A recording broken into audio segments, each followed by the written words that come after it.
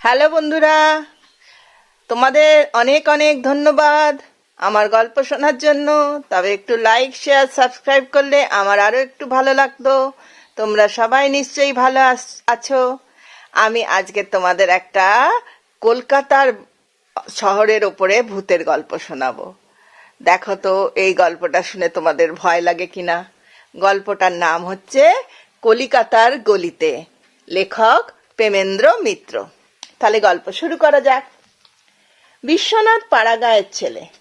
ঘুটঘুটে অন্ধকারে দুপুর রাতে বাঁশবনের ভেতর দিয়ে সে 3 ক্রোশ অনায়াসে বেরিয়ে আসতে পারে। অমাবস্যায় গ্রামের সীমানার শ্মশান থেকে মরা পোড়ানো কাঠ সে কতবার বাজি ধরে নিয়ে এসেছে তারই অত্যা নেই। কিন্তু তার ভয় শুধু কলকাতা শহরকে, যেখানে দুপা এগোতে হলে মানুষের গায়ে ধাক্কা লাগে। ইলেকট্রিক আর গ্যাস লাইটের কল্যাণে যেখানে দিন কি রাত চেনবার উপায় নেই, সেইখানেই এক রাতে সে যা বিপদে পড়েছিল তা জীবনে ভোলবার নয়। তো বিশ্বনাথের বন্ধুরা সবাই মিলে চায়ের দোকানে বসেছিল। বিশ্বনাথ বলে, না, কলকাতা শহরে সন্ধ্যার পর বেরানো নিরাপদ নয়। তখন সবাই হেসে উঠে বলে, না হে না, চৌরঙ্গি সেন্ট্রাল এভিনিউর কথা বলছি না, কলকাতাটা আগাগোড়া চৌরঙ্গি নয়। তাহলে শোনো তোমাদের বলি। বলে বন্ধুদের বলল, শুরু করলো তার জীবনের গল্প। সেবার গাঁয়ের লাইব্রেরির জন্য বই কিনতে কলকাতা গিয়েছিল বিশ্বনাথ। তো ভেবেছিল একদিন থেকেই বইপত্র কিনে রাতের ট্রেনেই বাড়ি চলে আসবো। কিন্তু কলকাতায় গেলে নতুন বায়োস্কোপ থিয়েটার না দেখে কেমন করে ফেরা যায়। প্রথম দিনটা তাতেই কেটে গেল। দ্বিতীয় দিনে কলেজ স্ট্রিটে গিয়ে বই টই সব কিনে ফেললো। সঙ্গে বিছানাপত্র তোরঙ্গ বাক্সের ঝঞ্ঝাট ছিল না, শুধু একটি মাত্র সুটকেস। তাতে বইগুলো ভরে একেবারে সোজা শিয়ালদা স্টেশনে গিয়ে উঠলেই হলো। কিন্তু হঠাৎ কি খেয়াল হলো, ভাবলো একবার অবিনাশের সঙ্গে দেখা করে যাই। অবিনাশ বিশ্বনাথের গ্রামের ছেলে। স্কুলে বিশ্বনাথের সঙ্গে পড়াশোনা করেছে, কলেজেও কয়েক বছর পড়াশোনা করেছে। অবিনাশ বেশি দিন অবশ্য কলেজে থাকেনি, অত্যন্ত খেয়ালি ছেলে। কোনো কাজে বেশি দিন লেগে থাকার মতো ধৈর্য তার ছিল না। ছেলেবেলা থেকেই কেমন যেন তার উড়ু উড়ু ভাব। বাড়ি থেকে যে কতবার ছেলেবেলায় পালিয়ে গেছে তার ঠিক ঠিকানা নেই। বড় হয়েও তার সে স্বভাব যায়নি। কথা নেই বার্তা নেই। হঠাৎ শোনা গেল অবিনাশ হেঁটে সেতুবন্ধ যাওয়ার জন্য বেরিয়ে পড়েছে। তারপর হয়তো 2 মাস তার পাত্তা নেই। কোন রকমের প্রক্সি দিয়ে তার কলেজের খাতায় কামাই করার সংখ্যা কমিয়ে রাখা যেত। কিন্তু এমন করে কতদিনই বা রাখা যায়। বছরের শেষে এক্সামিনেশনের সময় দেখা গেল অবিনাশে প্রক্সি দেওয়া সত্ত্বেও কলেজে এত কম দিন এসেছে যে তার পরীক্ষা দেওয়ার অনুমতি পাওয়া অসম্ভব। তখন আমরা সবাই দুঃখিত হলাম। বিশ্বনাথ বলছে, ছেলেটা এত আমুদে এত মিশুকে ছিল, আমরা সবাই তাকে ভালোবাসতাম। কিন্তু অবিনাশের যেন স্ফূর্তিই হলো। তবে আর কি, তাহলে এবার একটু বর্মাটা ঘুরে আসি বলে আর অবিনাশের দেখা নেই। আমাদের থেকে তার ধাতুই আলাদা। যাই হোক, পৃথিবীটা তো মস্ত বড়, এই আনন্দেই তার মন ভরপুর হয়ে থাকতো। পৃথিবীর এই বিশালটাকে দেখতে দেখতে দেশে দেশে নতুন পথে ঘুরতে ঘুরতে উপভোগ করা, সে যে এক বিশাল ব্যাপার। যেসব দেশে যে কখনো যায়নি তার আকর্ষণের কথা সে মাঝে মাঝে এমন হয়ে বলতো, কখনো কখনো মোহ ধরে যেত।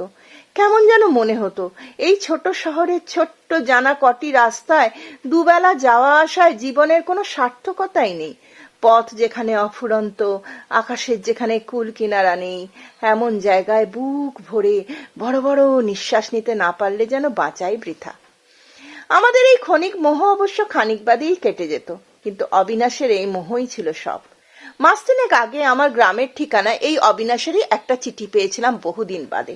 বিশ্বনাথ বলতেই লাগলো বন্ধুদের, একটা গলির ঠিকানা দিয়ে গেছিল, লিখেছিল তাতে অনেক জায়গা ঘুরে ফিরে সে কলকাতা সেই ঠিকানায় আপাতত সে আছে। আমি এসে যেন তার সঙ্গে দেখা করে যাই। এতদিন বাদে তাকে এই ঠিকানায় পাওয়া হয়তো যাবে না জেনেও একবার যেতে ইচ্ছা হলো। বাড়ির নম্বরটা ভুলে গিয়েছিলাম, কিন্তু গলিটার নাম মনে ছিল। ভাবলাম কলেজ স্ট্রিট থেকে বেশি দূর হবে না, ট্রেনেরও এখন দেরি আছে, একবার দেখা করেই যাই যদি তাকে পাওয়া যায়। একটু খোঁজাখুঁজির পর একটা গলি রাস্তায় ঢুকে একজনকে জিজ্ঞেস করে জানলাম যে আর একটু গেলেই অবিনাশ যে গলিতে থাকে তা পাওয়া যাবে। রাত তখন বেশি নয়, বড়জোর 8টা হবে। কিন্তু গলি দিয়ে খানিক দূর হেঁটেই একটু আশ্চর্য হয়ে গেলাম। গলি হোক আর যাই হোক, কলকাতার পথ তো বটে, অথচ এই রাত 8টায় এখানে একটা জনপ্রাণীও নেই। ভেবেছিলাম খানিক দূর গিয়ে আবার কাউকে পথের কথা জিজ্ঞাসা করব, কিন্তু লোক কোথায়? তাছাড়া গলিটাও তো ফুরোতে চায় না। একবার সন্দেহ হলো হয়তো ভুল পথে এসেছি, কিন্তু যে লোকটা আমায় খবর দিয়েছে আমায় ভুল পথ দেখিয়ে তার লাভ কি? নির্জন রাস্তায় চুরি ডাকাতি? আমার কাছে কি 1,50,000 টাকা আছে যে চোরদের ষড়যন্ত্র করতে হবে? আমার সাজ পোশাক দেখেও তো বড় লোক বলে ভুল করার কোনো সম্ভাবনা নেই। তবে আরো খানিকটা এমনি করে এগিয়ে গেলাম। পথ তেমনি নির্জন, বাতিগুলো এ পথের মিটমিট করে জ্বলে, সেই নির্জনতা যেন আরো বাড়িয়ে তুলেছে। আর তারপরে গ্যাস পোস্টগুলো অত্যন্ত দূরে দূরে। তার উপর কি কারণে জানি না আলো তাদের এত ক্ষীণ যে রাস্তায় আলো হওয়া দূরের কথা, সেগুলো যে জ্বলছে এটুকুও বুঝতে কষ্ট হয়। খাস কলকাতার ভেতর এমন রাস্তা আছে কে তা জানতো? দুপাশের বাড়িগুলো যেন মান্ধাতা আমলের তৈরি। কোনো রকমে হাড় বেরোনো ইট কাঠের জীর্ণ দেয়ালগুলো দাঁড়িয়ে আছে। না আছে কোনো বাড়িতে একটা আলো, না জনমনুষ্যের একটা শব্দ। সে রাস্তার বাড়িগুলো সারের পর সার পোড়ো বাড়ির মতো খাঁ খাঁ করছে। ক্রমশ মনে হলো কেমন যেন একটা ভ্যাপসা গন্ধ আসছে নাকে। বহুদিন আলো বাতাস যেখানে ঢোকে না, মানুষের বাস যেখানে বহুদিন ধরে থাকে না, সেইরকম ঘরে ঢুকলে যেমন গন্ধ পাওয়া যায়, গলিটার ভেতর সেরকম একটা গন্ধ। লোকটা বলেছিল কিছু দূর গেলেই ডাইনে গলি পাওয়া যাবে, কিন্তু জনমানবহীন জীর্ণ বাড়ির সারের ভেতর ডাইনে কি বাঁয়ে কোথাও কোনো পথ নেই। সামনের পথ খানিকটা গিয়ে দেখলাম বন্ধ। যে পথে ঢুকেছি গলিটার ওই একটি মাত্রই তাহলে বেরোবার রাস্তা। আশ্চর্য ব্যাপার, লোকটা মিছিমিছি আমায় ভুল পথ দেখালে কেন? সেখান থেকে ফিরলাম। গলিটা যেন আরো অন্ধকার মনে হচ্ছিল। এতক্ষণ যে গ্যাসগুলো মিটমিট করে জ্বলছিল তারই কটা একেবারে নিভে গেছে দেখলাম। মনে হলো এ গলি থেকে বেরোতে পারলে বাঁচি। ভীতু আমি নই কস্মিনকালে, কিন্তু কলকাতা শহরের ভেতরে এমন অভাবনীয় ব্যাপার দেখে গাটা কেমন ছমছম করছিল। সবে তো প্রথম রাত, কলকাতা শহরের রাস্তা এখনই লোকজনে গাড়ি ঘোড়ায় মানুষের শব্দে গমগম করছে, অথচ এই পথটা কেমন করে নির্জন নিস্তব্ধ হয়ে গেল। মনে হলো আমি যেন বহুকালের প্রাচীন একটা শহরে এসে পড়েছি। সেই শহরের লোকজন বহুকাল আগে বাড়ি ঘর ছেড়ে পালিয়ে গেছে। কত বছর যে মানুষের পা পড়েনি সে শহরে কেউ জানে না। আমি যেন প্রথমে সে শহরের নিস্তব্ধতা ভাঙলাম। খট খট খট আমার নিজের পায়ের শব্দ, আর কোনো শব্দ নেই। সে শব্দ অদ্ভুতভাবে নির্জন অন্ধকারে বাড়িগুলোর দেয়ালে প্রতিধ্বনিত হচ্ছিল। আমার চোখের ওপরেই রাস্তায় কটা বাতি দপদপ করে নিভে গেল। ভ্যাপসা গন্ধটা ক্রমশ যেন বেড়ে গিয়ে অসহ্য মনে হচ্ছিল। না, এই গলি থেকে যত তাড়াতাড়ি বেরোনো যায় তত মঙ্গল। কাজ নেই আর অবিনাশের খোঁজ করে, পরে একদিন আসবো। খানিক দূর গিয়ে স্তম্ভিত হয়ে পড়লাম। এদিকেও গলির পথ বন্ধ, কিন্তু তা কেমন করে হতে পারে? আমি একটা পথে যে গলিতে ঢুকেছি সে বিষয়ে তো সন্দেহ নেই। এ গলি দিয়ে এগোবার সময় আশেপাশে কোনো পথই তো দেখতে পাইনি। তাহলে গলির দুমুখ বন্ধ হয় কেমন করে? ভাবলাম হয়তো আরো একটা পথ ছিল, যাওয়ার সময় আমার দৃষ্টি কোনো রকমে এড়িয়ে গেছে। এখন আসবার সময় ভুল করে সেইটাতেই হয়তো ঢুকে পড়েছি। সেইটারই মুখ এখানে বন্ধ। কিন্তু এরকম ভুল হবেই বা কেন? আমি তো অন্যমনস্ক ছিলাম না, আগাগোড়াই তো সজাগ হয়ে চলেছি। যাই হোক, এখানে দাঁড়িয়ে থেকে কোনো লাভ নেই, জেনে আবার ফিরলাম। গলি থেকে বেরোতে আমায় হবেই। আবার সেই নির্জন অন্ধকার গলি দিয়ে শুধু নিজের পায়ের শব্দ শুনতে শুনতে এগিয়ে চললাম। গলিটা ক্রমশ দীর্ঘই হয়ে চলেছে। আমার অজান্তে কে যেন ইতিমধ্যে সেটা বাড়িয়ে আরো লম্বা করে দিয়েছে। এবারেও যখন দেখলাম গলির মুখটা বন্ধ, তখন সত্যি বুকের ভেতরটা যেন কেমন করে উঠল। একে আমরা পাড়াগাঁয়ের লোক, ফাঁকা আকাশ, ফাঁকা মাঠের মধ্যে মানুষ হয়েছি, কিন্তু চারিদিক থেকে যেন জেলখানার মতো আমাকে বন্দি করে ফেলবার ষড়যন্ত্র হয়েছে এমন মনে হচ্ছে। ওপরে চেয়ে একটু আকাশ দেখতে পাবো তারও উপায় নেই। এমন একটা ধোঁয়াটে কুয়াশায় বাতাস একদম আচ্ছন্ন হয়ে আছে। তার ভেতর দিয়ে একটা তারাও দেখা যায় না। যতই এই অদ্ভুত ব্যাপার কথা ভাবছি মাথাটা ততই গুলিয়ে যাচ্ছে। কি করব কিছু বুঝতে পারছি না। সুটকেসটা বইয়ের ভারে বেশ ভারী লাগছিল। এই নিয়ে ঘুরতে লাগলে ক্লান্তিতে আমি তো বসেই পড়তে হবে। হঠাৎ বুকটা ধরাস করে উঠল। দূরে একটা মিটমিটে বাতির আলোয় একটা লোক দাঁড়িয়ে আছে না? তাড়াতাড়ি সেই দিকে এগিয়ে গেলাম। এই তো আমাদের অবিনাশ। এতক্ষণের ভয় ভাবনা নিমেষে ভুলে গেলাম। আনন্দে চিৎকার করে তার নাম ডাকতেই সে চমকে ফিরে তাকালো। বললাম, কি আশ্চর্য, তোর খোঁজ করতেই প্রায় 1 ঘন্টা এই গলির ভেতর ঘুরে হয়রান হচ্ছি। বাবা, কি অদ্ভুত গলিতে থাকিস তুই, ঢুকলে বেরোনো যায় না। অবিনাশ একটু হেসে বলল, এসেছিস তাহলে ঠিক। বললাম, এসেছি আর কই, তোর দেখা না পেলে এই গলির ভেতর তোর বাড়ি কি খুঁজে বার করতে পারতাম? সে কথার কোনো উত্তর দিল না। দিয়ে অবিনাশ বলল, আমায় তাহলে তোর মনে আছে ভাই? মনে থাকবে না কেন রে? না ভাই, মনে থাকে না, অথচ মানুষ যেটুকু মনে রাখে তার ভেতরেই আমরা বেঁচে থাকি। আমি হেসে বললাম, ছিলি তো ভূপর্যটক, আবার দার্শনিক হলি কবে থেকে? যাক, এখন তোর বাড়ি চল দেখি, তোর গল্প শুনতে চাই। অবিনাশ কেমন যেন একটু নিরুৎসাহ হয়ে বলল, আমার বাড়ি? আচ্ছা চল। আমার চিঠি পেয়েছিলি? হ্যাঁ, সে তো 3 মাস আগে। তোর জন্য কতদিন অপেক্ষা করেছিলাম, তারপর আবার বেরিয়ে পড়েছিলাম। আবার? তাহলে ফিরলি কবে? অন্যমনস্কভাবে অবিনাশ বলল, এই আজ। এই আজ? এবারে গেছিলি কোথায়? বলছি চল। সেই নির্জন গলি দিয়ে আমরা এগিয়ে চলেছি, কিন্তু আর তখন আগের কথা কিছুমাত্র মনে হচ্ছিল না। অবিনাশ বলতে লাগলো, এবারে ভাই গেছিলাম বহু দূর। খিদিরপুরের ডকে বেড়াতে বেড়াতে একদিন সুন্দর একটা জাহাজ দেখলাম। সুন্দর বলতে মনে করিস না যেন খুব সুন্দর দেখতে, জাহাজটা অনেক পুরনো। নোনা জল লেগে গায়ের রং চটে গেছে। মাস্তুলগুলো বহুদিনের পুরনো, চিমনিগুলো ধোঁয়ায় কালো হয়ে গেছে। আগাগোড়া জাহাজটা দেখলেই মনে হয় বহুকাল ধরে পৃথিবীর কত সমুদ্রে সে যেন পাড়ি দিয়ে ঝুনো হয়ে গেছে।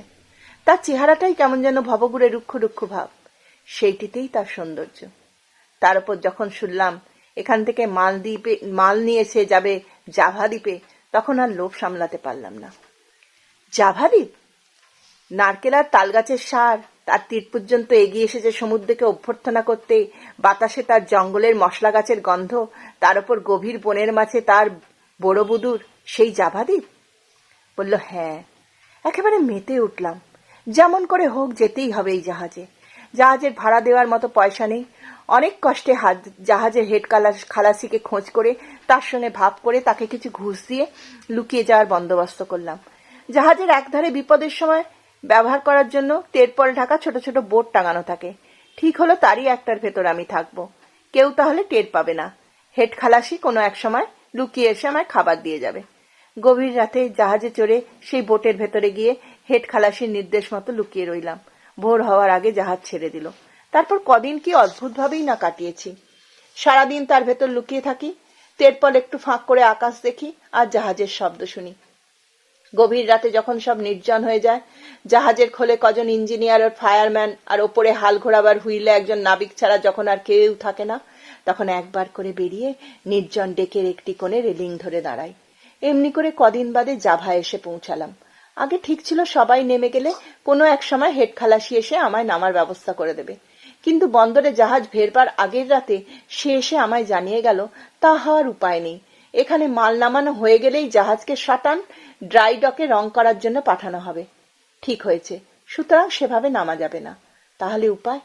হেড খালাসি বললে, উপায় আছে। সবাই যখন জাহাজ ফেরবার সময় যে যার কাজে ব্যস্ত থাকবে, তখন যদি আমি জাহাজ থেকে জলে পড়ে একটুখানি সাঁতরে যেতে পারি তাহলেই হবে। তাতেই রাজি হলাম। জাহাজ জেটিতে লাগবার আয়োজন চলেছে।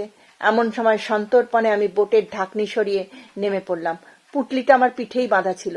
রেলিং এর ধারে গিয়ে জেটির উল্টো দিকে ঝাঁপ দিতে আর কতক্ষণ, কেউ দেখতেও পেল না। ঝাঁপ দিয়ে পড়লাম ঠিক, কিন্তু সেই মুহূর্তে জাহাজটা জেটিতে ভেরবার জন্য পাশে সরতে আরম্ভ করলো। জাহাজের বিশাল প্যাডেলের ঘায়ে জল তোলপাড় হয়ে উঠল। কি ভীষণ তার টান!